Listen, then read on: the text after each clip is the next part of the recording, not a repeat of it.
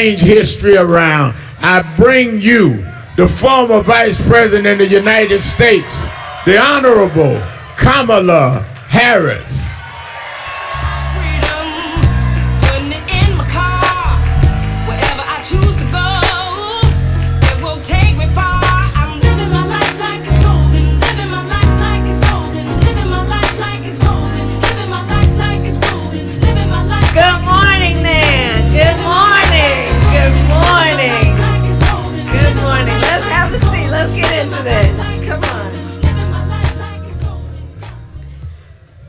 Good morning. Good morning. Oh, it's so good to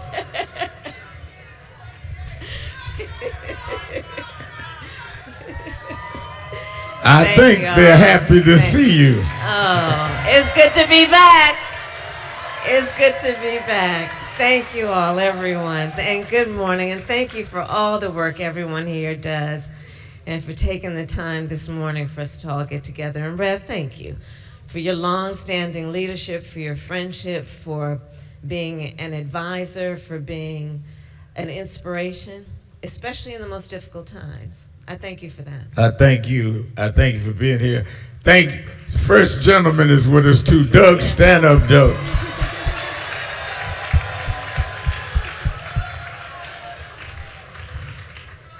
Let me go right into some of the things that I really wanted to talk to you about. All right.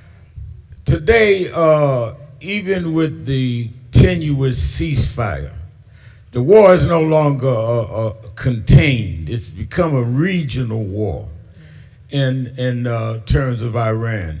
And we get mixed signals from the president, which is not strange to me. That one day we're going to stop, one day we're going to start, one day it's not a war, one day it is. And on Easter Sunday, using all kind of profanity and attacking a religion or mocking it. I mean, from the first strikes, you have been about your opposition to this war and to this engagement. And as you see it now, explain to me why there's such a danger on a global level, which I believe was the basis that you had opposed this engagement from the beginning and had said that. And it seems like, not that you wanted to be right, that you have been right, because we're losing lives on all sides and we don't even know why. That's right. Well, you are correct, Rev. From the beginning, I have been unequivocally opposed to this war of choice that Trump has entered. Let us understand, first of all, this president is the first president of the United States since World War II who does not believe in the alliances that we have with friendly nations, does not believe in the strength of them, the recognition of the history with them, and the importance that that relationship bears on our standing around the world, our influence around the world, not to mention our national security. This is the first president of the United States post-World War II who has not considered the United States of America to have a responsibility to be a standard bearer around international rules and norms, such as sovereignty and territorial integrity. Look what he did as it relates, and what he has been doing as it relates to Ukraine. And why is this important? Because America's strength in the context of the globe and the world relies on a number of things. Yes, it relies on the fact that we have the most lethal fighting force in the world, our military, and it relies on what we call our soft power, which is the importance that we have placed in being a participant with other democracies around holding up international rules and norms such as human rights, such as the importance of respecting relationships. Foreign policy is a lot like your friendships in your personal life. The strength of the friendship is going to be based on some mutual recognition of the history of the friendship, what you've been through together. It's going to rely on trust, which is a reciprocal relationship. You give and you receive trust. It's a back and forth. Friendships rely on consistency. Do I follow through on what I say? What I've said? Well, none of this can be counted on when it comes to Donald Trump. None of it. It is, yes, evidence of his lack of character, but it is harmful to the people of America, not to mention people in allied nations around the world. So he enters into this war, a war of choice. Remember, the man said he got rid of their nuclear arsenal. Obliterated it, he said. You know how he likes to use those kind of words? Obliterated it. Which is not an ambiguous term. That means you took it out. Well, evidently he didn't do that. He is causing U.S. service members, 13 to have lost their lives, hundreds, it is estimated, of others to be injured, some very seriously, putting U.S. service members at risk.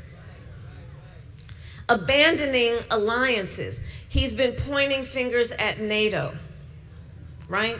So understand what that is. Those are friends of ours that we have had, and that bond formed mostly out of what happened in the 1930s, again, post-World War II. Under our administration, we expanded NATO. We brought 2 more countries in. He's now pointing fingers at these friends of ours who don't want to go along with his war of choice.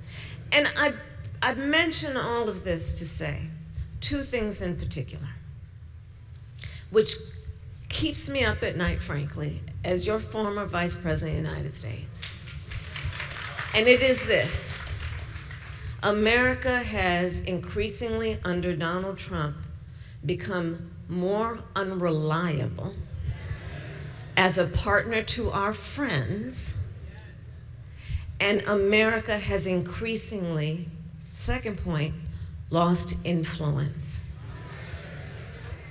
So when we otherwise could say, you know, in X country, we're concerned about human rights violations, even if it did not directly affect our national security, we had some level of authority to speak about these things in a way that we had earned the ability of people to listen and pay attention and maybe try to do better. We have become more unreliable under this man, and we are losing influence. And my concern is not only just the fact of it, but it's going to take a while and some serious work, way beyond the end of this man's term, to regain whatever we had. I will tell you, Rev, though, what gives me some sense of optimism includes this. As Vice President of the United States, I met with over 150 world leaders, presidents, prime ministers, chancellors, and kings. Many of them multiple times, and formed relationships.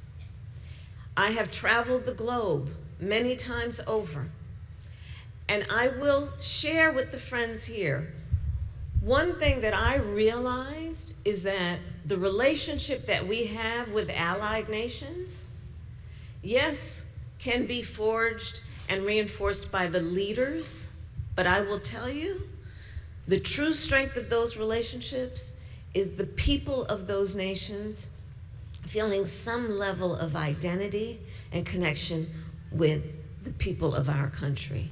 And that includes the people in this room, because I will tell you, in meeting with so many foreign leaders. The first foreign leader that I invited to my home as vice president was then German Chancellor Angela Merkel.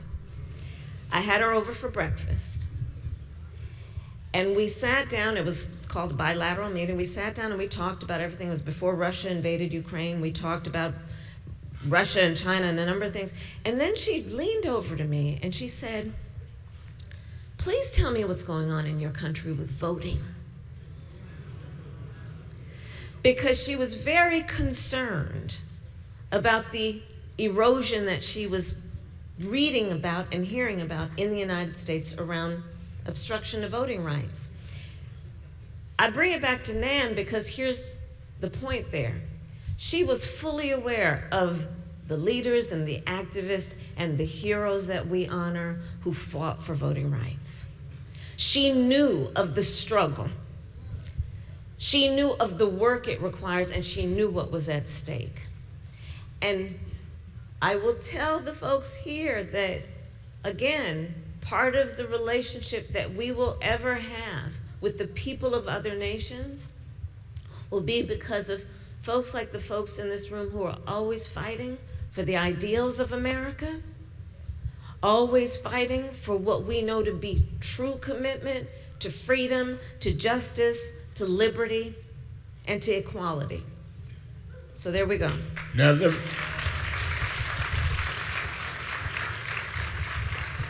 let me ask you this, and I'm sure you remember, many out there remember, President Trump said on day one he was going to deal with inflation and make America affordable again, and to bring down the prices of groceries. It's safe to say these things didn't happen.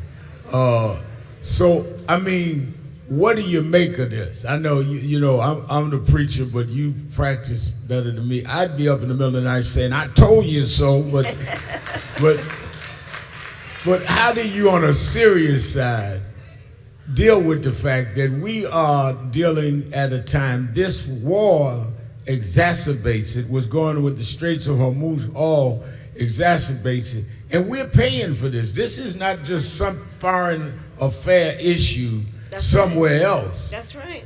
The American citizens, black, white, red, blue, don't matter, are paying for this war. And the American citizens will always pay for war. So that is true. First of all, just to answer the first question, and I heard friends in the room say, he lied. He lied. He told the American people on day one he was going to bring down prices and costs, and he lied. I will say this, however. You know, when you look at the numbers in terms of that election, 1/3 voted for him, 1/3 voted for us, and 1/3 did not vote. And I do believe there is a healthy number of the folks that voted for him that believed him and voted based on that very important issue, which is, can they afford to get through life with dignity and being able to take care of their family? It's without any question, I would say, the number one issue for most people in our country. And you look at it, though, what he has done is, instead of taking care of the average everyday folk in America around their need for affordability, he'd been taking care of his rich friends and his own family.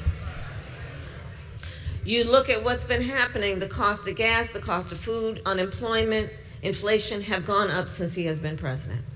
And then now, he has, you know, he says what he's thinking. I mean, here's the thing, we don't have to kind of like, what does he mean when he says that? That's the one problem we don't have. So, he just said the other day, the government shouldn't be responsible for affordable child care. That's what he said. This is the same man who pretended that he's a family first president. They're asking for at least $200 billion. I heard today the number may be as high as $400 billion, $200 to $400 billion for this war. Meanwhile, they've cut Medicaid, Premium prices for health care have gone up. SNAP benefits, WIC. Everybody in this room knows what WIC stands for, women, infants, and children. SNAP benefits, which are intended and were created to feed hungry children, hungry seniors, people who have the right to expect that their government wants to alleviate their suffering. So he again has shown his character on issues like this. And his character is he is telling the American people he doesn't care about you. But I would caution us to understand it's not only about him. At some point, he will be termed out of office. And understand, it's not just about the individual, it's about the apparatus, if you will. I would prefer to just talk about the cronies who are allowing this to happen.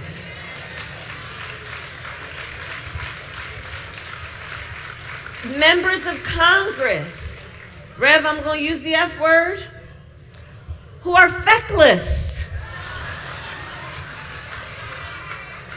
It's an appropriate F word. Who don't, and I served, as you mentioned, Rev, in the United States Senate for 4 years. I know a number of these folks. And I know that so many of them know what's wrong with this. I know they know it, but they don't have the courage to stand up. They want to walk around with their flag pin, having their staff run around and chase them like they're royalty. They don't want to give up those jobs. And they know it's wrong. The other thing I've come to, I know we're all spending a lot of time thinking about how could people be this way? I've come to the realization that, some people are purely transactional. By that, I mean they're in it for what they can get out of it, and whoever is harmed in the process, so be it. They're not burdened with doing what is morally right, what is principled, what is value-based. They're in it for what they can get out of it. And the second point I've come to realize, sadly, is that I do think it is part of the frailty of human nature for some, which is the need to just be next to power, no matter what it does. And these are the things that we're seeing come from people who are otherwise powerful and have taken an oath to represent the people in their best interest. So this is what we're seeing happen. I think we need to be, we need to understand it's bigger than him. We have midterms coming up.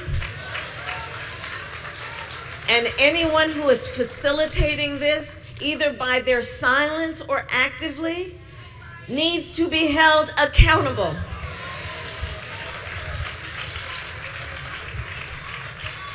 One of the things you said that I want to go back to quickly is the standing in the international community that has been severely damaged by this president. And how can that even be restored? It's going to take years. He's broken commitments, promises. He's in many ways excoriated some of the allies. Yeah. How do you rebuild a global kind of image of where the United States was that he's torn up in a year and a half? You're right. One, we're going to have to, it's going to take, I think it's going to take more than one election to do.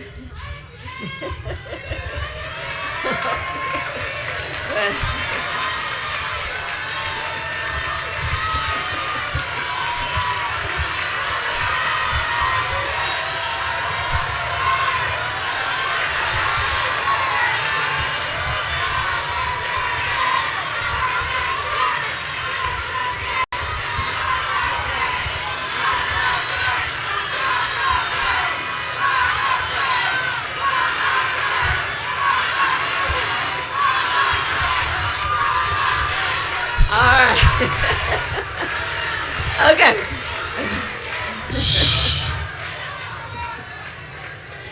Now, y'all know I don't allow disruptions at my convention.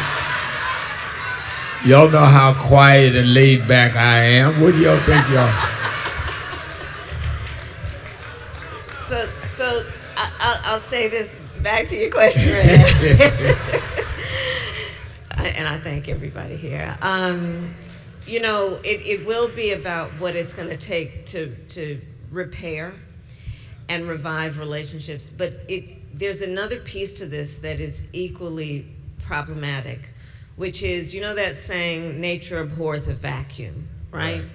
I mean, back to the point about relationships. The other thing about relationships we know in our personal life, you have to be present. You have to be there.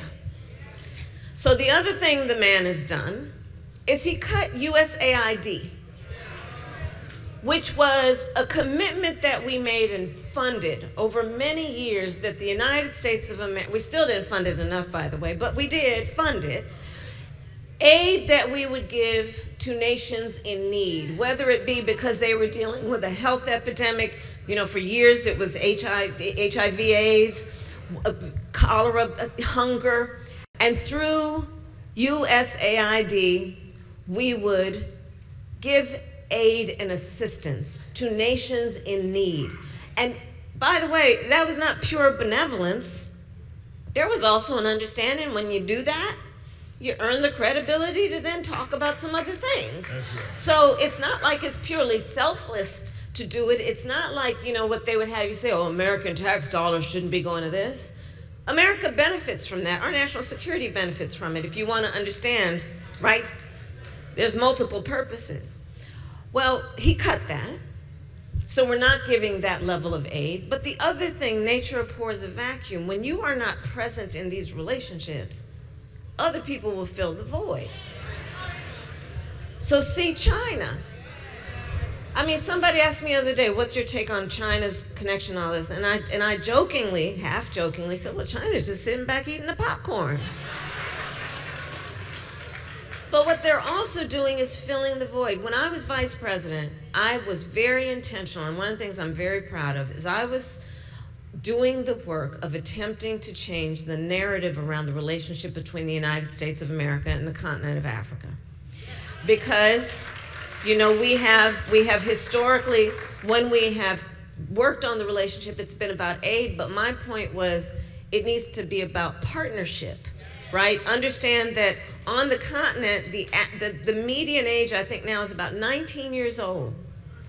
The prediction is that by the year 2050, 1 in 4 people occupying Mother Earth will be on the continent of Africa, which presents either a wonderful opportunity for partnership and investment, understanding this population of people are going to have such a huge impact on the future of the world, or it's going to present a risk if we just ignore the needs of the people who are there. For example, in many African nations, their economy is based on agriculture, right? So the work that we could do in partnership around new ways of, you know, I've been spending a lot of time in the South, as you and I talked about. When I leave here, I'm going to North Carolina, South Carolina, and Georgia, and then Arkansas later.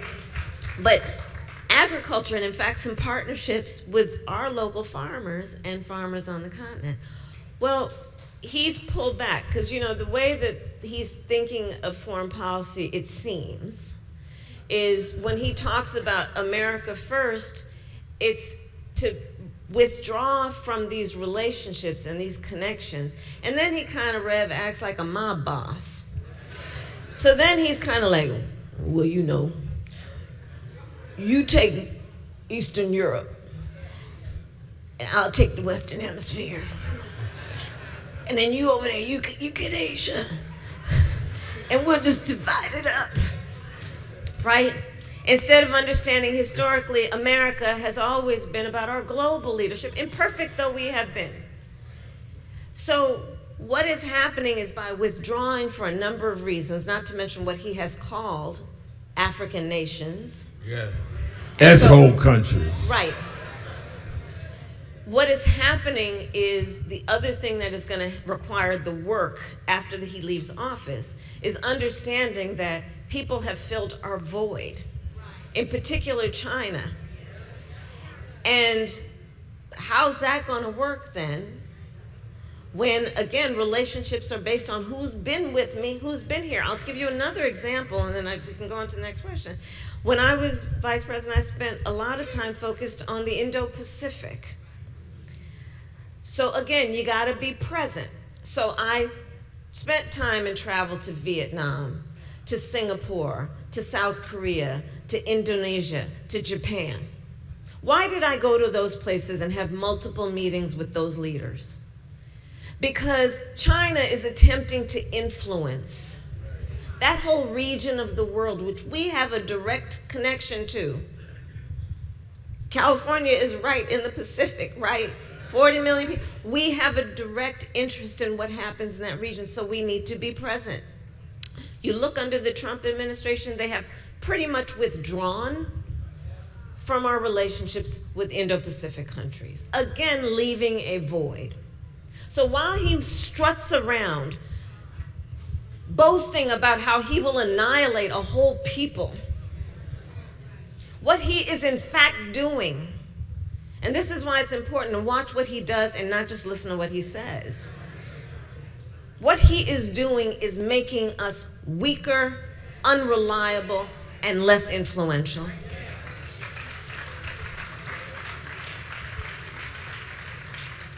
There's an inordinate amount of influence that social media has, Yeah. both good and bad. Right. And so much to a degree that Australia just banned social media. Do you think government should regulate social media?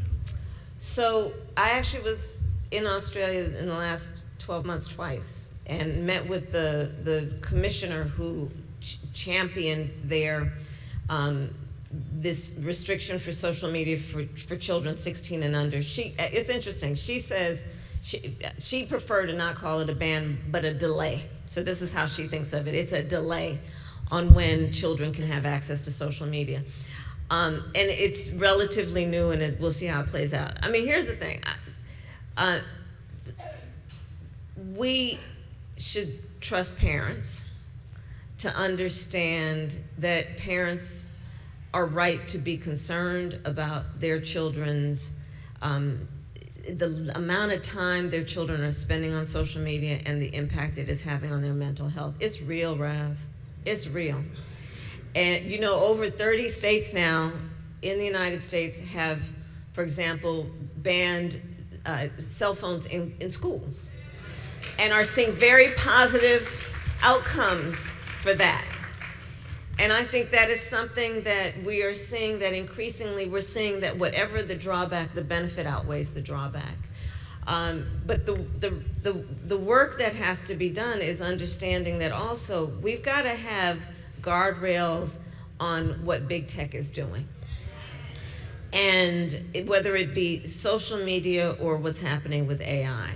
Back to the social media piece, I was actually very pleased to see that of the advocates for guardrails on social media were all these parents who just won that case against Meta and YouTube around the harm to children, so many of whom have actually died by suicide. You look at, and when we talk about suicide rates among children, and then you look at the suicide rates among Black children, we cannot ignore the reality of how, among the many factors that impact the mental health and well-being of our children, this is one of them. And the additional point I would make is, if we're sitting around waiting for governments to handle this, we may be sitting around for a long time. And I will say, though, states are taking it on, like New York has done some interesting work, California has done some interesting work. So governments can, but again, this administration through Trump has basically said it's either federal legislation or nothing, but you know there's going to be no federal legislation because half his cabinet are invested in the technology and are in the pocket of big tech. So where we would like to know and believe that government traditionally has a role to play in reducing harm, we're seeing it with some state governments. I don't know if we're going to see it with the federal government anytime soon. Then you could say, well, then where else could the protections come from? Well, it's not going to come from the industry itself, because the industry has already figured out a business model where the algorithm is fueled by fear. And fear fuels the algorithm, and the algorithm fuels profit. So that's going to be difficult to expect that they will self-police, because they pretty much said that they're not going to. So then who's left?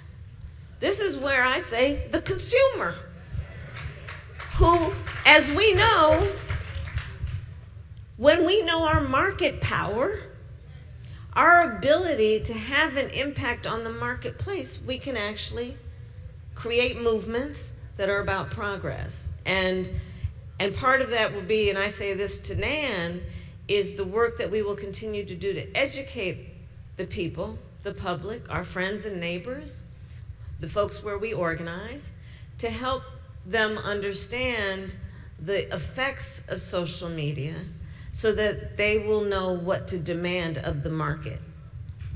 One of the things that Nan has been on the forefront of, and that you've been there longer than most, is voting rights and the protection of voting rights. Yeah. I am honored to have in one of our offices a picture of us marching across the Edmund Pettus Bridge, and you were helping to wheel one of the foot soldiers. And I and Ben Crunk was with you. But you've been to Selma before you were running for president. Voting rights is at risk with the whole way he is now trying to change the qualifications for voting, passports, which is a poll tax, because you don't have a passport, you need almost $200 to get one. Redistricting. Talk to us as one who dealt with, in the Senate, again, I go by the record, the John Lewis Justice Act, in terms of Voting Rights Act, and you tried to get it passed. I remember that there was the meetings, and they had 3 of you to meet and be the committee to get it through, and the last minute, the Republican, who loved Donald Trump, hugged him by the waist, turned on us. You called me and said, Rev, I try my best, but I think we're losing our ally. You championed that about voting rights. Talk about that. Yeah. So to your point about poll taxes, literacy taxes, this is not new in our history. And it's an agenda that has been in play since we got voting rights. And to fast forward to today, yes, it's more of the same. And so the way it is taking on is first they're pushing redistricting. First, remember, they were pushing redistricting in red states. And then blue states said, all right, well, we're going to play fire with fire then, okay? So that was right. They have been doing the work for years of building a Supreme Court that is configured as we now have it. And they're about to make a decision on Section 2 of the Voting Rights Act. And I am sad to say, I do believe they are going to kill it. And that will mean that the legal tool that we have to be able to litigate in a court what are clearly racist, influenced laws to prevent certain people from voting, we're going to lose the tool that we have had before. They then are proposing the SAVE Act. One must ask, save who? And what they will do is basically, to your point, Rev, to register to vote, you're going to have to prove your citizenship by a passport or a birth certificate. So it is estimated that over 20 million Americans don't have a passport or access to a passport. And to get one is at least $100, if not close to $200, which is in essence a poll tax, right? On the birth certificate piece, well, if you are a woman who got married and took your spouse's name, you are among the over 60 million women in America who are in that situation, which means that if you need to prove your citizenship with your birth certificate, it will not match, for example, your driver's license, which again is an obstacle. Because already, you gotta leave work to vote, you gotta have somebody take care of the kids to vote, you gotta figure out, is that the day that you can actually get to wherever the polling place is? All this is happening. What else is happening? They have been purging voter rolls. What else has happened? I believe in 24 states, they have gone in and taken ballots. Fulton County. I was down in Georgia and I was asking somebody, I said, tell me something, in Fulton County, you know when they sent those federal agents to come and get the ballots, did they take the 2024 ballots? Nope. So that one was okay, I guess. They took the 2020. And then he comes up with an executive order around mail-in voting. Well, guess who, when he's hanging out at his resort spa at Mar-a-Lago, votes by mail? So not only is the intent to obstruct clear, the hypocrisy, again, as always, abounds. Here's what I'd say. First of all, as part of our activism and in our work, we're going to have to register folks to vote, as we always do. But I'd start with this. Ask folks to make sure that they check right now their voter status. Don't wait until election day to see if, for example, your name got purged from the rolls. Ask today for folks to check on their polling location, because part of what this shell game they've been playing includes closing the place where your mother and your grandmother always voted, so that on election day, she's going to that local elementary school to find out it's not a polling place any longer. So let's do some of the work right now. Then the last point I would say on this, Rev, and I think I know it's a bit controversial, but here's how I feel about this. You know how I was talking earlier about how people are so transactional?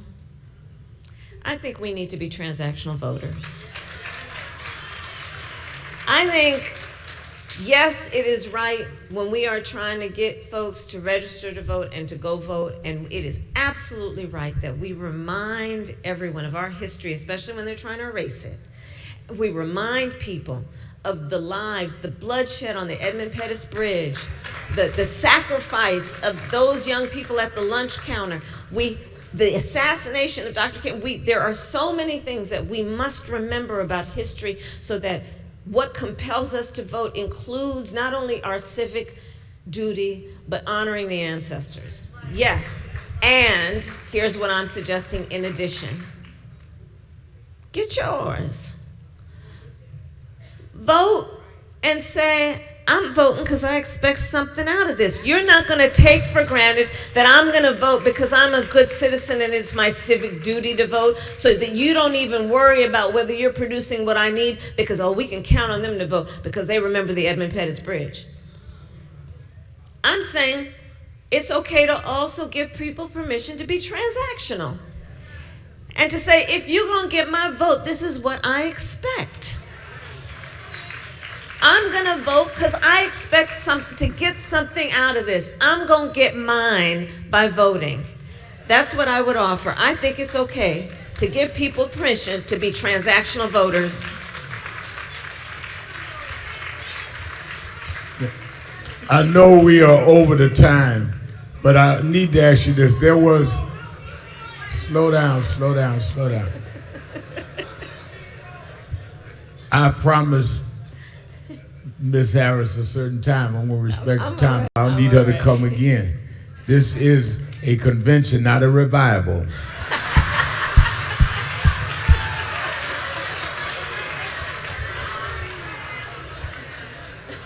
It was debated in your campaign in the 107 days that whether you should talk to people like Joe Rogan and hard right-wing people in media.